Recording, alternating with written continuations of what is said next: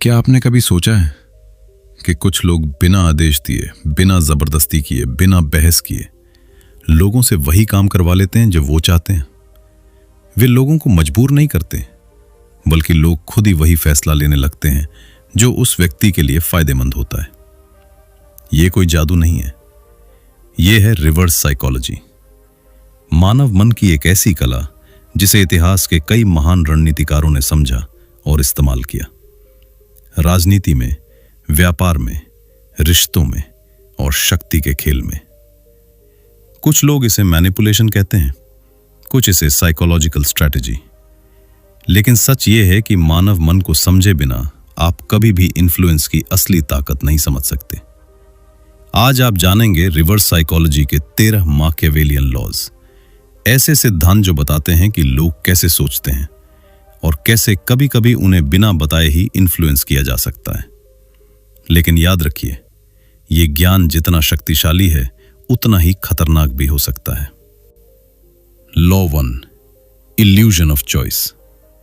मानव मन को आदेश पसंद नहीं होता। जैसे ही कोई हमें सीधे कहता है यह काम अभी करो, हमारे भीतर एक छोटी सी आवाज उठती है, एक विरोध, एक हल्का सा प्रतिरोध। यह प्रतिरोध हमेशा दिखाई नहीं देता, लेकिन हमारे दिमाग में तुरंत एक भावना पैदा होती है, मुझे क्यों कहा जा रहा है। मानव मन स्वाभाविक रूप से स्वतंत्र रहना चाहता है। हर व्यक्ति यह महसूस करना चाहता है कि उसके फैसले उसके अपने हैं। यही कारण है कि सीधे आदेश अक्सर काम नहीं करते। लेकिन यहीं से शुरू होती है रिवर्स साइकोलॉजी की पहली और सबसे दिलचस्प रणनीति, इल्यूजन ऑफ चॉइस। इसका अर्थ है लोगों को ऐसा महसूस कराना कि निर्णय उनका है, जबकि दिशा आपने पहले ही तय कर दी होती है। मान लीजिए आप किसी से कहते हैं यह काम अभी करो।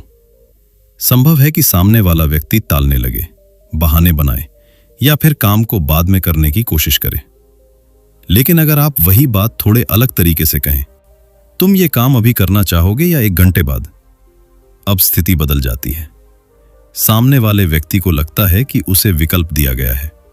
वो सोचता है कि निर्णय उसके हाथ में है। लेकिन सच्चाई यह है कि दोनों विकल्प उसी दिशा में जा रहे हैं जो आप चाहते हैं। यही है इल्यूजन ऑफ चॉइस। अब इसे एक सरल उदाहरण से समझते हैं। मान लीजिए एक पेरेंट अपने बच्चे से कहता है, जाओ पढ़ाई करो।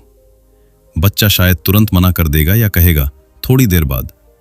लेकिन अगर वही पेरेंट कहे, तुम पहले मैथ पढ़ना चाहोगे या साइंस, अब बच्चा पढ़ाई से बच नहीं सकता, क्योंकि विकल्प पढ़ाई के भीतर ही है।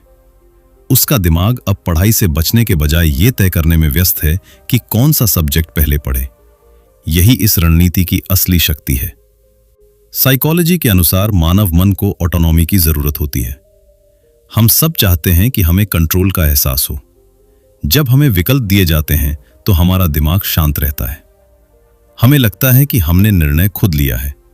और यही छोटा सा इल्यूजन व्यवहार को बदल सकता है, क्योंकि कई बार लोगों को नियंत्रित करने का सबसे आसान तरीका उन्हें यह महसूस कराना होता है कि वे खुद नियंत्रण में हैं। Law 2, forbidden fruit effect. मानव मन की एक दिलचस्प आदत है, जिस चीज को आसानी से मिल जाए उसकी कीमत अक्सर कम लगती है।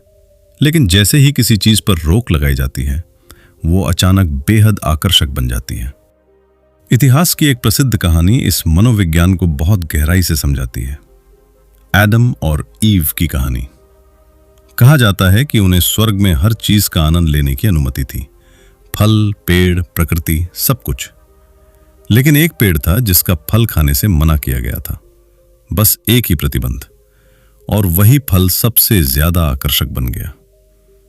यही मानव मन की प्रकृति है। साइकोलॉजी में इसे कहा जाता है फॉरबिडन फ्रूट इफेक्ट। जब किसी चीज पर प्रतिबंध लगाया जाता है तो उसका आकर्षण कई गुना बढ़ जाता है, क्योंकि प्रतिबंध केवल नियम नहीं बनाता, वो जिज्ञासा भी पैदा करता है। अब इसे वास्तविक जीवन में देखिए। मार्केटिंग की दुनिया इस सिद्धांत को बहुत अच्छी तरह समझती है। कई ब्रांड्स अपने प्रोडक्ट्स के साथ ऐसे शब्द इस्तेमाल करते हैं जैसे limited edition, only for members, exclusive access, only 100 pieces available. ये शब्द सिर्फ जानकारी नहीं देते, ये हमारे दिमाग में एक संकेत पैदा करते हैं कि ये चीज सभी के लिए उपलब्ध नहीं है। और अचानक वो साधारण चीज भी खास लगने लगती है।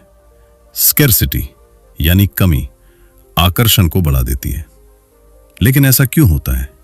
इसका कारण हमारे दिमाग की एक गहरी साइकोलॉजिकल रिएक्शन है। जब हमें लगता है कि किसी चीज पर रोक लगाई गई है या वो हमसे दूर की जा रही है, तो हमारा मन उसे एक चुनौती की तरह देखने लगता है। साइकोलॉजी में इसे साइकोलॉजिकल रिएक्टेंस कहा जाता है। ये एक मानसिक प्रतिक्रिया है जो तब पैदा होती है जब हमें लगता है कि हमारी स्वतंत्रता सीमित की जा रही है। हमारा दिमाग कहता है, अगर मुझे ये नहीं करने दिया जा रहा तो शायद इसमें कुछ खास है, और यही सोच इच्छा को और मजबूत बना देती है। यही कारण है कि कभी-कभी सबसे शक्तिशाली आकर्षण किसी चीज की उपलब्धता से नहीं, बल्कि उसकी मनाही से पैदा होता है। क्योंकि मानव मन को सबसे ज्यादा वही चीज खींचती है जिसे पाने से उसे रोका गया हो। Law 3, strategic surrender. जीत हमेशा ताकत दिखाने से नहीं मिलती। कभी कभी सबसे शक्तिशाली रणनीति होती है एक कदम पीछे हटना। पहली नजर में यह हार जैसा लगता है, लेकिन कई बार यही कदम असली जीत की शुरुआत बन जाता है। इसे कहा जाता है स्ट्रैटेजिक सरेंडर, यानी जानबूझकर कुछ देर के लिए हार मान लेना। यह कमजोरी नहीं है, ये एक मनोवैज्ञानिक रणनीति है जिसे कई अनुभवी नेगोशिएटर्स और लीडर्स इस्तेमाल करते हैं। क्योंकि मानव व्यवहार का एक दिलचस्प नियम है, जितना ज्यादा विरोध होगा उतना ही ज्यादा प्रतिरोध पैदा होगा। लेकिन जैसे ही विरोध कम हो जाता है, लोगों की सोच बदलने लगती है। अब एक साधारण उदाहरण से इसे समझते हैं। मान लीजिए दो लोग किसी मुद्दे पर बहस कर रहे हैं। अगर आप तुरंत सामने वाले की बात को गलत साबित करने लगते हैं तो बहस तेज होती जाती है, आवाज ऊंची होने लगती है, भावनाएं शामिल हो जाती हैं और धीरे धीरे बहस तर्क से हटकर अहंकार की लड़ाई बन जाती है। अब दोनों का लक्ष्य सच ढूंढना नहीं होता, बल्कि जीतना होता है। लेकिन कल्पना कीजिए कि उसी बहस में आप अचानक कहते हैं, शायद तुम सही हो। यह वाक्य बहस की दिशा बदल देता है। सामने वाला व्यक्ति जिसने खुद को बचाने के लिए मानसिक दीवार खड़ी की थी, अचानक शांत हो जाता है। उसे अब लड़ने की जरूरत महसूस नहीं होती और कई बार वो खुद अपनी बातों पर दोबारा सोचने लगता है। कभी कभी वो कहता है, नहीं, मेरा मतलब वो नहीं था। यानी वही व्यक्ति जो कुछ सेकंड पहले अपनी बात पर अड़ा हुआ था, अब उसे खुद संशोधित करने लगता है। यही स्ट्रैटेजिक सरेंडर की ताकत है। यह रणनीति हमें यह समझाती है कि हर बहस जीतना जरूरी नहीं होता। कई बार बहस से बाहर निकलना ही सबसे बुद्धिमानी भरा कदम होता है। साइकोलॉजी के अनुसार जब व्यक्ति को सीधा विरोध मिलता है तो उसका दिमाग तुरंत डिफेंसिव मोड में चला जाता है। वो सुनना बंद कर देता है, वो केवल अपनी बात को बचाने की कोशिश करता है। लेकिन जब विरोध कम हो जाता है तो उसका दिमाग शांत हो जाता है और उसी क्षण वो नए विचारों के लिए खुला हो सकता है। यही कारण है कि कभी-कभी सबसे शक्तिशाली प्रभाव जोर से बोलने से नहीं, बल्कि सही समय पर चुपचाप पीछे हट जाने से पैदा होता है। Law 4, power of silence. अक्सर लोग ये मानते हैं कि प्रभावशाली बनने का मतलब है ज्यादा बोलना, तेज बोलना, तुरंत जवाब देना, हर स्थिति में कुछ न कुछ कहना। लेकिन सच इससे बिल्कुल अलग है। कई बार सबसे शक्तिशाली शब्द वो होते हैं जो बोले ही नहीं जाते। इसे कहते हैं पावर ऑफ साइलेंस, खामोशी। एक ऐसी रणनीति है जिसे कई महान नेगोशिएटर्स, लीडर्स और इन्वेस्टिगेटर्स बहुत समझदारी से इस्तेमाल करते हैं। क्योंकि खामोशी सिर्फ आवाज की अनुपस्थिति नहीं होती, खामोशी एक मनोवैज्ञानिक दबाव बनाती है। अब इसे एक सरल उदाहरण से समझते हैं। मान लीजिए आप किसी इंटरव्यू में बैठे हैं, आपसे एक सवाल पूछा जाता है, आप जवाब देते हैं और उसके बाद इंटरव्यूअर तुरंत कुछ नहीं कहता, वो बस आपको देखता रहता है। कुछ सेकंड गुजरते हैं और अचानक आपको थोड़ा असहज महसूस होने लगता है। आप सोचते हैं, क्या मेरा जवाब अधूरा था? क्या मुझे और कुछ कहना चाहिए? और फिर आप खुद ही बोलना शुरू कर देते हैं। कई बार आप जरूरत से ज्यादा जानकारी भी दे देते हैं। यही खामोशी की ताकत है। अब यही स्थिति नेगोशिएशन में भी होती है। मान लीजिए आप एक कीमत बताते हैं और फिर कुछ नहीं कहते। अगर सामने वाला व्यक्ति उस खामोशी को सहन नहीं कर पाता तो वो खुद ही बोलना शुरू कर देता है। कभी कभी वो खुद ही बेहतर ऑफर दे देता है। साइकोलॉजी के अनुसार मानव दिमाग खाली जगह को पसंद नहीं करता। जब बातचीत में अचानक खामोशी आती है तो दिमाग उसे एक अधूरी स्थिति मानता है और वह उस खाली जगह को भरने की कोशिश करता है। इसीलिए कई लोग खामोशी को खत्म करने के लिए खुद बोलने लगते हैं, लेकिन जो लोग खामोशी को समझते हैं वे जानते हैं कि हर बातचीत में हर सवाल का जवाब तुरंत देना जरूरी नहीं होता। कभी कभी कुछ सेकंड की खामोशी लंबे भाषण से ज्यादा प्रभावशाली होती है, क्योंकि सही समय पर की गई खामोशी सिर्फ शब्दों से नहीं बल्कि दूसरे व्यक्ति के मन से सच्ची प्रतिक्रिया निकालती है। और यही कारण है कि इन्फ्लुएंस की दुनिया में कभी कभी सबसे ताकतवर आवाज वो होती है जो सुनाई ही नहीं देती। Law 5, mirror of narcissism. हर इंसान के भीतर एक छुपी हुई इच्छा होती है। वो इच्छा है अपने बारे में अच्छा महसूस करने की। हर व्यक्ति चाहता है कि उसे समझा जाए, सराहा जाए और महत्वपूर्ण महसूस कराया जाए। मानव मन की यही इच्छा एक बहुत शक्तिशाली मनोवैज्ञानिक सिद्धांत को जन्म देती है। इसे कहा जाता है मिरर ऑफ नार्सिसिज्म। इसका अर्थ है किसी व्यक्ति को उसकी सबसे अच्छी छवि दिखाना। जब आप किसी को उसकी आइडियल इमेज दिखाते हैं तो अक्सर वह उसी छवि के अनुसार व्यवहार करने लगता है, क्योंकि हर इंसान अपने बारे में एक कहानी बनाकर जीता है। कोई खुद को मेहनती मानता है, कोई खुद को ईमानदार समझता है, कोई खुद को जिम्मेदार व्यक्ति मानता है। और जब कोई दूसरा व्यक्ति उसी कहानी को स्वीकार करता है तो वह व्यक्ति उस पहचान को बनाए रखने की कोशिश करता है। अब इसे एक सरल उदाहरण से समझते हैं। मान लीजिए आप किसी व्यक्ति से कहते हैं, आप बहुत रिस्पॉन्सिबल इंसान हैं। यह एक साधारण तारीफ लग सकती है, लेकिन इसके पीछे एक गहरा साइकोलॉजिकल इफेक्ट छिपा होता है। जैसे ही वह व्यक्ति यह सुनता है, उसके मन में एक इमेज बनती है, एक जिम्मेदार व्यक्ति की इमेज। अब वह अवचेतन रूप से उस इमेज के अनुसार व्यवहार करने की कोशिश करता है। वह समय पर काम करने लगेगा, जिम्मेदारी लेने की कोशिश करेगा और अपने व्यवहार को उसी पहचान के अनुसार ढालने लगेगा, क्योंकि कोई भी व्यक्ति उस इमेज को टूटते हुए देखना नहीं चाहता जिसे वह अपने बारे में सच मानता है। साइकोलॉजी के अनुसार इसे सेल्फ इमेज थ्योरी से समझा जा सकता है। हमारा व्यवहार हमारी पहचान से प्रभावित होता है। हम वही बनने की कोशिश करते हैं जो हम अपने बारे में मानते हैं। इसीलिए अगर किसी व्यक्ति को उसकी सबसे अच्छी पहचान दिखाई जाए तो वह उस पहचान को बनाए रखने के लिए प्रयास करता है। लेकिन यहां एक महत्वपूर्ण बात समझनी जरूरी है। यह रणनीति तभी काम करती है जब शब्द सच्चे और स्वाभाविक लगें, क्योंकि झूठी प्रशंसा अक्सर पहचान ली जाती है। लेकिन जब किसी व्यक्ति को उसकी सबसे अच्छी छवि दिखाई जाती है तो कई बार वह उसी छवि में ढलने लगता है। और यही मिरर ऑफ नार्सिसिज्म की असली शक्ति है, क्योंकि कभी कभी लोगों को बदलने का सबसे आसान तरीका उन्हें यह दिखाना होता है कि वे पहले से ही बेहतर इंसान हैं। Law 6, ego challenge technique. मानव मन में एक ऐसी शक्ति छुपी होती है जो कई बार तर्क से भी ज्यादा प्रभावशाली होती है। वो शक्ति है अहंकार, ईगो, यानी अपने आप को साबित करने की इच्छा। हर व्यक्ति अपने भीतर एक पहचान लेकर चलता है। वो खुद को सक्षम मानता है, मजबूत मानता है और कई बार दूसरों से बेहतर भी समझता है। इसी वजह से जब किसी के ईगो को चुनौती दी जाती है तो वो अचानक सक्रिय हो जाता है। और यही सिद्धांत कहलाता है ईगो चैलेंज टेक्निक।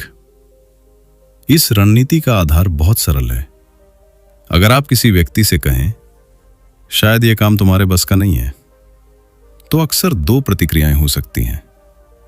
कुछ लोग पीछे हट सकते हैं, लेकिन बहुत से लोग इसे एक चुनौती की तरह लेते हैं। उनके भीतर तुरंत एक आवाज उठती है, मैं क्यों नहीं कर सकता? और उसी क्षण उनका ईगो सक्रिय हो जाता है। अब उनका लक्ष्य सिर्फ काम करना नहीं होता, बल्कि खुद को साबित करना होता है। यही कारण है कि कई बार एक छोटा सा डाउट किसी व्यक्ति के अंदर बहुत बड़ी मोटिवेशन पैदा कर देता है। अब इसे एक वास्तविक उदाहरण से समझते हैं। स्पोर्ट्स की दुनिया में कई कोचेज इस तकनीक का उपयोग करते हैं। मान लीजिए एक खिलाड़ी कठिन अभ्यास से थक चुका है, उसका मन हार मानने लगा है। तभी कोच कहता है, शायद तुम इस लेवल के लिए तैयार नहीं हो। यह वाक्य सुनते ही खिलाड़ी के भीतर कुछ बदल जाता है। अब वो थकान के बावजूद खुद को साबित करने की कोशिश करता है। वो और मेहनत करता है, क्योंकि अब यह सिर्फ अभ्यास नहीं रहा, यह उसके ईगो की बात बन गई है। साइकोलॉजी के अनुसार मानव ईगो अपनी पहचान की रक्षा करना चाहता है। जब कोई हमारी क्षमता पर सवाल उठाता है तो हमारा दिमाग उसे एक खतरे की तरह देखता है और उसी खतरे का जवाब देने के लिए हम खुद को साबित करने की कोशिश करते हैं। लेकिन इस तकनीक का उपयोग सावधानी से करना जरूरी है, क्योंकि हर व्यक्ति की प्रतिक्रिया अलग हो सकती है। कुछ लोग चुनौती से प्रेरित होते हैं और कुछ लोग उससे निराश भी हो सकते हैं। लेकिन सही परिस्थिति में सही तरीके से दी गई चुनौती किसी व्यक्ति के भीतर छुपी हुई शक्ति को जगाने की क्षमता रखती है, क्योंकि कभी-कभी सबसे मजबूत प्रेरणा प्रशंसा से नहीं, बल्कि खुद को गलत साबित करने की इच्छा से पैदा होती है। Law 7, anxiety of freedom. हम अक्सर ये मानते हैं कि जितनी ज्यादा आजादी होगी हम उतने खुश होंगे, जितने ज्यादा विकल्प होंगे निर्णय लेना उतना आसान होगा। लेकिन मानव मन की सच्चाई कई बार इसके बिल्कुल उलट होती है। दिलचस्प बात यह है कि बहुत ज्यादा आजादी भी डर पैदा कर सकती है।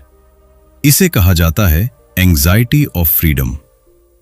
जब हमारे सामने बहुत सारे विकल्प होते हैं तो हमारा दिमाग अचानक उलझने लगता है। हम सोचने लगते हैं, कौन सा विकल्प सही है? अगर मैंने गलत चुन लिया तो क्या कोई बेहतर विकल्प छूट जाएगा? और इसी सोच के कारण निर्णय लेना कठिन हो जाता है। यानी विकल्प बढ़ते हैं लेकिन स्पष्टता कम हो जाती है। अब इसे एक साधारण उदाहरण से समझते हैं। कल्पना कीजिए आप एक रेस्टोरेंट में बैठे हैं। अगर मेन्यू में सिर्फ 5 से 6 डिशेज हों तो निर्णय लेना आसान होता है, आप जल्दी से चुन लेते हैं। लेकिन अगर मेन्यू में 50 या 60 आइटम्स हों तो आप अचानक रुक जाते हैं। आप हर ऑप्शन पढ़ते हैं, तुलना करते हैं, सोचते हैं कि कौन सा बेहतर होगा, और कई बार निर्णय लेने में बहुत समय लग जाता है। कभी कभी तो ऐसा भी होता है कि डिसीजन लेने के बाद भी मन पूरी तरह संतुष्ट नहीं होता, क्योंकि हमें लगता है शायद कोई और ऑप्शन बेहतर था। यही कारण है कि कई मॉडर्न रेस्टोरेंट्स जानबूझकर लिमिटेड मेन्यू रखते हैं। कम विकल्प निर्णय को आसान बना देते हैं। साइकोलॉजी में इस फिनोमिनन को कहा जाता है चॉइस ओवरलोड। जब हमारे सामने बहुत ज्यादा विकल्प होते हैं तो हमारा दिमाग उन्हें प्रोसेस करने में थक जाता है, और यह मानसिक थकान डिसीजन एंग्जाइटी पैदा करती है। यानी विकल्प जितने बढ़ते हैं उतना ही कंफ्यूजन भी बढ़ सकता है। इसीलिए कई बार सबसे प्रभावशाली स्ट्रैटेजी सभी विकल्प दिखाना नहीं होती, बल्कि उन्हें सीमित करना होती है। क्योंकि मानव मन अनंत संभावनाओं के बीच नहीं, बल्कि स्पष्ट दिशा के साथ ज्यादा सहज महसूस करता है। और यही कारण है कि कभी-कभी सबसे बड़ी आजादी कम विकल्पों के भीतर ही मिलती है, क्योंकि जब रास्ते कम होते हैं तो मन ज्यादा स्पष्टता के साथ आगे बढ़ सकता है। Law 8, false weakness strategy. शक्ति हमेशा ताकत दिखाने से नहीं आती। कभी कभी सबसे बड़ी रणनीति होती है कमजोर दिखाई देना। यह सुनने में अजीब लग सकता है। हमारी दुनिया हमें सिखाती है कि हमें हमेशा मजबूत दिखना चाहिए, आत्मविश्वासी, निडर और नियंत्रण में। लेकिन इतिहास और मनोविज्ञान कुछ अलग ही कहानी बताते हैं।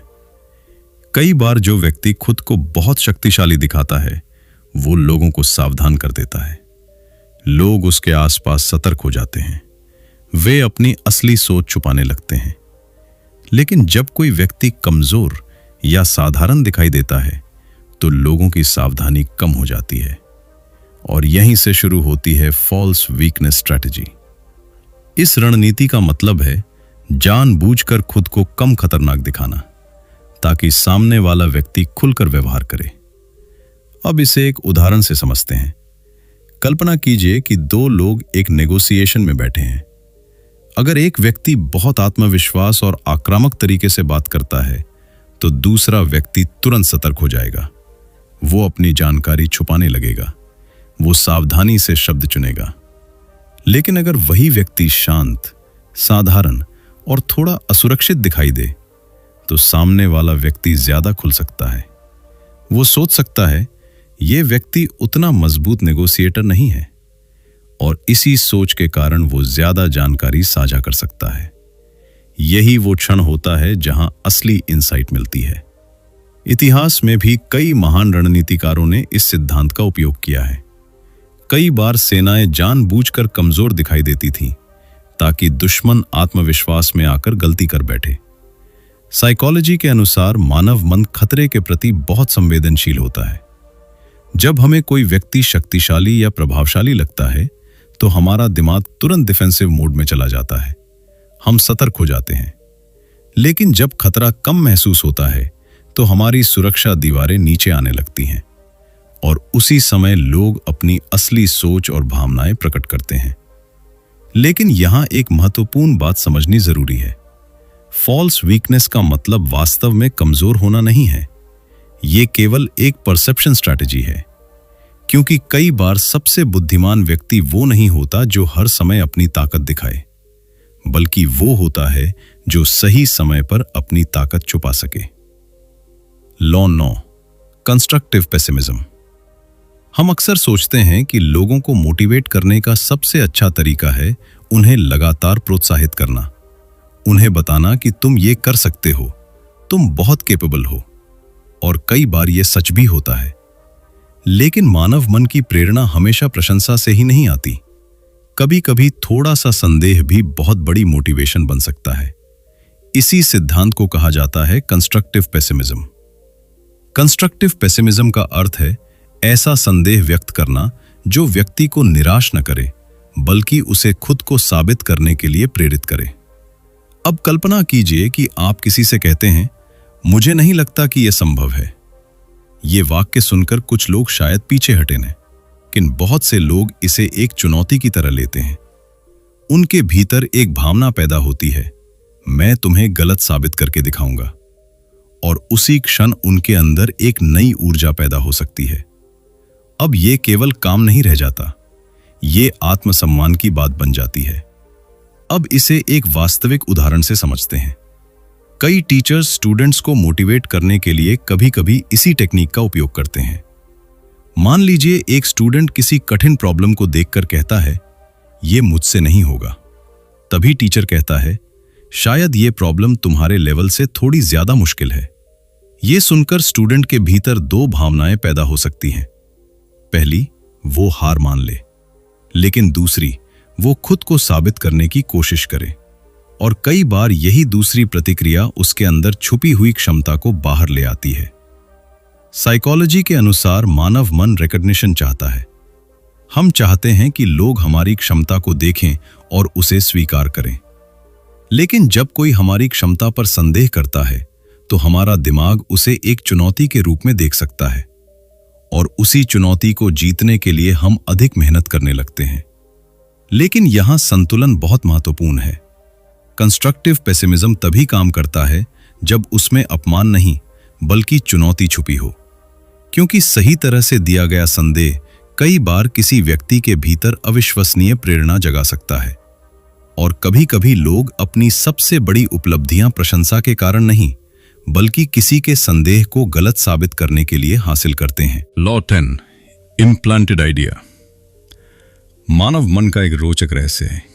लोग अक्सर उन विचारों को आसानी से स्वीकार नहीं करते जो सीधे उन्हें बताए जाते हैं, लेकिन वही लोग उन विचारों को बहुत मजबूती से मान लेते हैं जो उन्हें लगता है कि उन्होंने खुद सोचे हैं। यही सिद्धांत कहलाता है इम्प्लांटेड आइडिया। इसका अर्थ है किसी के मन में विचार डालना, लेकिन इस तरह कि उसे लगे कि यह विचार उसका अपना है। क्योंकि मानव मन स्वतंत्रता को बहुत महत्व देता है। हम अपने निर्णयों पर नियंत्रण महसूस करना चाहते हैं, और जब कोई हमें सीधे बताता है कि हमें क्या करना चाहिए तो हमारा दिमाग अक्सर उसका विरोध करने लगता है। लेकिन अगर वही विचार हमारे अपने दिमाग से पैदा होता हुआ लगे तो हम उसे ज्यादा सहजता से स्वीकार करते हैं। अब इसे एक सरल उदाहरण से समझते हैं। मान लीजिए आप अपने दोस्त को सलाह देते हैं, तुम्हें यह काम करना चाहिए। संभव है वो तुरंत कहे, नहीं मुझे नहीं लगता। लेकिन अगर आप उससे पूछें, क्या तुम्हें नहीं लगता कि यह तरीका बेहतर हो सकता है? अब स्थिति बदल जाती है, क्योंकि अब यह आदेश नहीं है, यह एक सवाल है। और सवाल दिमाग को सोचने पर मजबूर करता है। जैसे ही वो व्यक्ति इस सवाल पर विचार करता है, उसके मन में खुद एक विचार बनने लगता है। और अगर वो उस निष्कर्ष पर पहुंचता है तो उसे लगता है कि यह निर्णय उसका अपना है। यही इम्प्लांटेड आइडिया की असली शक्ति है। आपने विचार दिया, लेकिन उसे ऐसा महसूस हुआ कि विचार उसी के दिमाग से आया है। साइकोलॉजी के अनुसार इसे सेल्फ जनरेटेड परसुएजन से समझा जा सकता है। जब कोई विचार व्यक्ति खुद बनाता है तो वो उससे ज्यादा गहराई से जुड़ जाता है, क्योंकि वो केवल सूचना नहीं होती, वो उसके अपने सोचने की प्रक्रिया का परिणाम होती है, और इसी वजह से वो उस विचार को ज्यादा मजबूती से मानता है। यही कारण है कि कई महान लीडर्स और कम्युनिकेटर्स सीधे जवाब देने के बजाय सवाल पूछते हैं, क्योंकि कई बार लोगों को बदलने का सबसे प्रभावी तरीका उन्हें बताना नहीं होता, बल्कि उन्हें सोचने के लिए सही सवाल देना होता है। और जब विचार किसी के अपने मन से पैदा होता है तो वो सबसे मजबूत विचार बन जाता है। Law 11, contrast principal. मानव मन चीजों को अकेले नहीं समझता। हम अक्सर किसी चीज की असली कीमत तभी समझते हैं जब उसे किसी दूसरी चीज से तुलना करने का मौका मिलता है। यानी हमारा दिमाग अक्सर तुलना के आधार पर निर्णय लेता है। इसी मनोवैज्ञानिक सिद्धांत को कहा जाता है कॉन्ट्रास्ट प्रिंसिपल। कॉन्ट्रास्ट प्रिंसिपल का मतलब है किसी चीज को इस तरह प्रस्तुत करना कि उसके पहले या बाद में आने वाली चीज अलग तरीके से महसूस हो, यानी परसेप्शन बदल जाता है। अब इसे एक साधारण उदाहरण से समझते हैं। मान लीजिए आप एक दुकान में जाते हैं।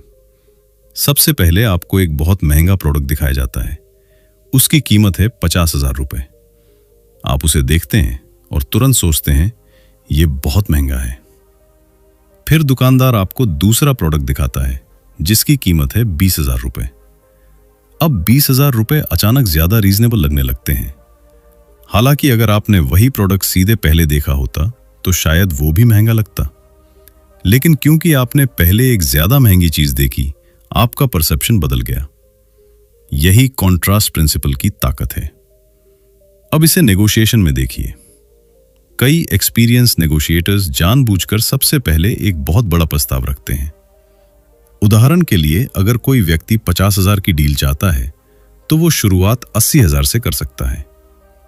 जब सामने वाला व्यक्ति इस बड़े प्रस्ताव को सुनता है तो उसे यह बहुत ज्यादा लगता है, लेकिन बाद में जब कीमत 50,000 तक आती है तो वो अचानक रीजनेबल लगने लगती है। हालांकि असल लक्ष्य तो शुरू से ही वही था। साइकोलॉजी के अनुसार हमारा दिमाग एब्सोल्यूट नंबर्स से कम और रिलेटिव डिफरेंसेस से ज्यादा प्रभावित होता है। हम चीजों को अलग अलग नहीं देखते, हम उन्हें संदर्भ के साथ देखते हैं। यानी जो चीज पहले देखी गई वो बाद वाली चीज के परसेप्शन को बदल सकती है। इसीलिए कई बिजनेसेस प्राइसिंग, मार्केटिंग और नेगोशिएशन में कॉन्ट्रास्ट प्रिंसिपल का उपयोग करते हैं, क्योंकि सही तुलना किसी भी निर्णय को पूरी तरह बदल सकती है। और यही कारण है कि मानव मन में किसी चीज की असली कीमत अक्सर उसकी वास्तविक कीमत से नहीं, बल्कि उसके पहले देखी गई चीज से तय होती है। Law 12, controlled incompetence. हमारी दुनिया में कुशलता और क्षमता को बहुत महत्व दिया जाता है। हमें सिखाया जाता है कि हर काम में बेहतर बनो, हर जिम्मेदारी संभालो और अपनी योग्यता साबित करो। लेकिन व्यवहार की वास्तविक दुनिया में कभी-कभी एक दिलचस्प मनोवैज्ञानिक रणनीति काम करती है। इसे कहा जाता है कंट्रोल्ड इनकॉम्पिटेंस। इसका अर्थ है जानबूझकर हर चीज में एक्सपर्ट न दिखना, यानी कुछ स्थितियों में अपने आप को थोड़ा कम सक्षम दिखाना। यह सुनने में अजीब लग सकता है, लेकिन कई बार जो व्यक्ति हर काम में बहुत सक्षम दिखाई देता है, उसके ऊपर ही सारी जिम्मेदारियां डाल दी जाती हैं। लोग सोचते हैं ये तो सब कुछ संभाल सकता है, और धीरे धीरे वो व्यक्ति हर छोटे बड़े काम के लिए चुना जाने लगता है, जिसका परिणाम होता है अत्यधिक दबाव और थकान। अब इसे एक वर्क प्लेस एग्जाम्पल से समझते हैं। मान लीजिए एक ऑफिस में 2 कर्मचारी हैं। पहला कर्मचारी हर काम में एक्सपर्ट दिखता है। वो हर टास्क जल्दी पूरा करता है, हर समस्या का समाधान ढूंढ लेता है। कुछ ही समय में मैनेजर उसे सबसे भरोसेमंद व्यक्ति मानने लगता है, और फिर हर नई जिम्मेदारी उसी के पास आने लगती है। दूसरी तरफ दूसरा कर्मचारी कुछ कामों में अच्छा है, लेकिन हर चीज में एक्सपर्ट नहीं दिखता। कभी कभी वो कह देता है मुझे ये काम ठीक से नहीं आता, या इसमें शायद कोई और बेहतर कर सकता है। अब धीरे धीरे लोग उसके पास केवल वही काम भेजते हैं जिसमें वो वास्तव में सक्षम है। साइकोलॉजी के अनुसार लोग जिम्मेदारियां परसीव्ड एबिलिटी के आधार पर बांटते हैं। यानी हम दूसरों को वही काम देते हैं जिसमें हमें लगता है कि वे सबसे ज्यादा सक्षम हैं। इसीलिए अगर कोई व्यक्ति हर चीज में एक्सपर्ट दिखता है तो लोग मान लेते हैं कि वो सब कुछ संभाल सकता है। कंट्रोल्ड इनकॉम्पिटेंस का मतलब वास्तव में अयोग्य होना नहीं है। ये केवल अपनी ऊर्जा और जिम्मेदारियों को संतुलित करने की रणनीति हो सकती है। क्योंकि बुद्धिमानी केवल सब कुछ करने में नहीं होती। कई बार बुद्धिमानी इस बात में होती है कि कौन सा काम वास्तव में आपके करने लायक है और कौन सा काम दूसरों को करने देना बेहतर है। Law 13, strategic withdrawal. मानव मन में एक गहरा नियम काम करता है। जो चीज हमेशा उपलब्ध होती है उसकी कीमत धीरे धीरे कम होने लगती है, लेकिन जो चीज दुर्लभ हो, जो हर समय मौजूद न हो, उसकी अहमियत अचानक बढ़ जाती है। इसी सिद्धांत को कहा जाता है स्ट्रैटेजिक विड्रॉल, यानी सही समय पर थोड़ा पीछे हट जाना। ये दूरी बनाना नहीं है, ये एक मनोवैज्ञानिक रणनीति है। क्योंकि जब आप हर समय उपलब्ध रहते हैं तो लोग आपकी मौजूदगी को सामान्य मान लेते हैं। आपकी उपस्थिति एक आदत बन जाती है और अक्सर लोग उस चीज की कद्र कम करने लगते हैं जो हमेशा उनके पास होती है। लेकिन जैसे ही आप थोड़ा पीछे हटते हैं, जैसे ही आपकी उपलब्धता कम हो जाती है, लोग अचानक आपकी कमी महसूस करने लगते हैं और आपकी प्रेजेंस की वैल्यू बढ़ जाती है। अब इसे एक सरल उदाहरण से समझते हैं। बिजनेस और मार्केटिंग की दुनिया इस सिद्धांत को बहुत अच्छी तरह समझती है। कई फेमस ब्रांड्स अपने प्रोडक्ट्स को हमेशा मार्केट में उपलब्ध नहीं रखते। वे लिमिटेड रिलीज स्ट्रैटेजी का इस्तेमाल करते हैं, यानी प्रोडक्ट केवल सीमित समय के लिए उपलब्ध होता है या फिर बहुत कम क्वांटिटी में लॉन्च किया जाता है। जैसे ही लोग सुनते हैं ओनली लिमिटेड पीसेज अवेलेबल या available for a short time only, तो अचानक उस प्रोडक्ट की डिमांड बढ़ जाती है। लोग जल्दी खरीदने की कोशिश करते हैं क्योंकि उन्हें डर होता है कि कहीं मौका हाथ से निकल न जाए। यही स्कैर्सिटी की ताकत है। साइकोलॉजी के अनुसार मानव दिमाग स्कैर्सिटी को इंपॉर्टेंस से जोड़ता है। जब कोई चीज दुर्लभ होती है तो हमारा दिमाग मान लेता है कि वो अधिक मूल्यवान है। इसे स्कैर्सिटी प्रिंसिपल भी कहा जाता है और यही नियम रिश्तों, व्यवसाय और इन्फ्लुएंस की दुनिया में भी काम करता है। अगर आप हमेशा उपलब्ध रहते हैं तो लोग मान लेते हैं कि आप हमेशा रहेंगे, लेकिन जब आप सही समय पर थोड़ा पीछे हटते हैं तो आपकी मौजूदगी फिर से मूल्यवान बन जाती है। क्योंकि कभी-कभी अपनी कीमत बढ़ाने का सबसे प्रभावी तरीका हर समय आगे रहना नहीं होता, बल्कि सही समय पर एक कदम पीछे हट जाना होता है। और वही दूरी लोगों को यह एहसास दिलाती है कि आपकी मौजूदगी वास्तव में कितनी महत्वपूर्ण है। ये सभी सिद्धांत मानव मन की गहराई को समझने में मदद करते हैं, लेकिन ये याद रखना जरूरी है, इन्फ्लुएंस और मैनिपुलेशन दो अलग चीजें हैं।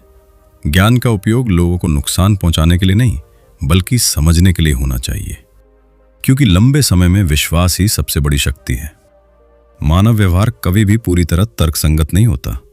हमारे निर्णय भावनाओं, अहंकार और परसेप्शन से प्रभावित होते हैं। जब आप इन साइकोलॉजिकल पैटर्न्स को समझते हैं तो आप सिर्फ दूसरों को नहीं, खुद को भी बेहतर समझने लगते हैं, और यही सच्ची बुद्धिमत्ता की शुरुआत है। अगर आपको मानव साइकोलॉजी, पावर डायनामिक्स और इन्फ्लुएंस की गहरी बातें जानना पसंद है तो इस चैनल को अभी सब्सक्राइब करें, क्योंकि यहां हम ऐसे ही विषयों को गहराई से एक्सप्लोर करते हैं। और याद रखिए, सबसे बड़ी शक्ति दूसरों को नियंत्रित करने में नहीं, बल्कि मानव स्वभाव को समझने